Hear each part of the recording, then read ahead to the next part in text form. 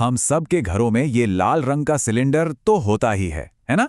पर क्या कभी ये सोचा है कि इसके अंदर जो गैस है वो असल में आती कहाँ से है? ये बस एक मेटल का डब्बा नहीं है। इसके पीछे एक बहुत ही लंबा और मजेदार सफर छिपा है। एक ऐसा सफर जो लाखों साल पहले शुरू हुआ था। तो हाँ, सवाल यही है कि ये जो इतना आम सा दिखने वाला सिलेंडर है, हमारे किचन तक पहुंचता कैसे है? इसका जवाब यकीन मानिए हमारी सोच से कहीं ज्यादा दिलचस्प है।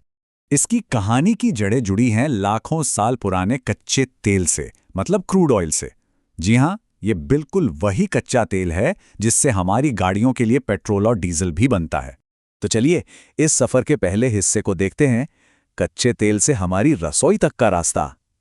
देखिए, जब क्रूड ऑयल को जमीन से बाहर निकालते हैं ना, तो वो ऐसा नहीं होता कि सीधा इस्तेमाल कर लिया जाए। नहीं, वो बिल्कुल तैयार नहीं होता। तो कच्चा तेल जब निकलता है तो वो होता है एकदम काला गाढ़ा सा लिक्विड। इसमें ना जाने कितने ही अलग अलग तरह के केमिकल्स का मिक्सचर होता है। मतलब इसे ऐसे यूज नहीं कर सकते। तो फिर क्या करते हैं? इसे भेजा जाता है एक रिफाइनरी में, जहां इसे साफ किया जाता है और अलग अलग चीजों में बदला जाता है। और बस यहीं से कहानी में आता है असली ट्विस्ट।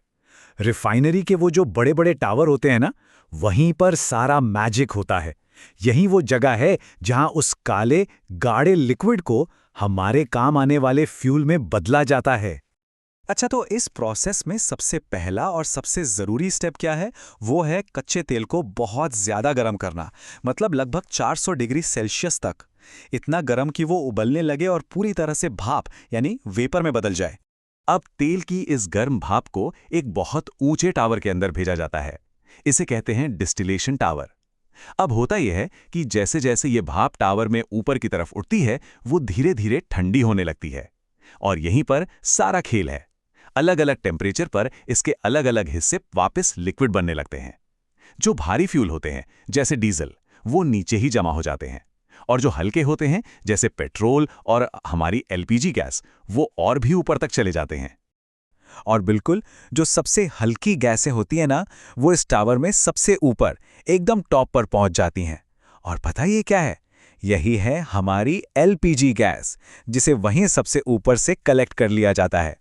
ओके, तो गैस तो मिल गई, पर कहानी अभी खत्म नहीं हुई है। सफर अभी भी बाकी है। अब अगला चैलेंज ये है कि इन गैसों को लिक्विड में कैसे बदला जाए, क्योंकि गैस को स्टोर करना, एक जगह से दूसरी जगह ले जाना, ये सब बहुत मुश्किल होता है। तो सबसे पहले टावर से जो गैसें मिली हैं, उन्हें प्यूरिफाई यानी साफ किया जाता है। इसमें से दो मेन गैसें हैं, प्रोपेन और ब्यूटेन। इन्हीं दोनों को मिलाकर बनती है एलपीजी। अब सवाल यह है कि इन्हीं दोनों को क्यों चुना? क्योंकि इनकी एक खास बात है।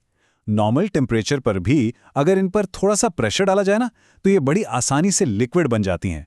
और बस इसी वजह से इन्हें स्टोर करना बहुत आसान हो जाता है।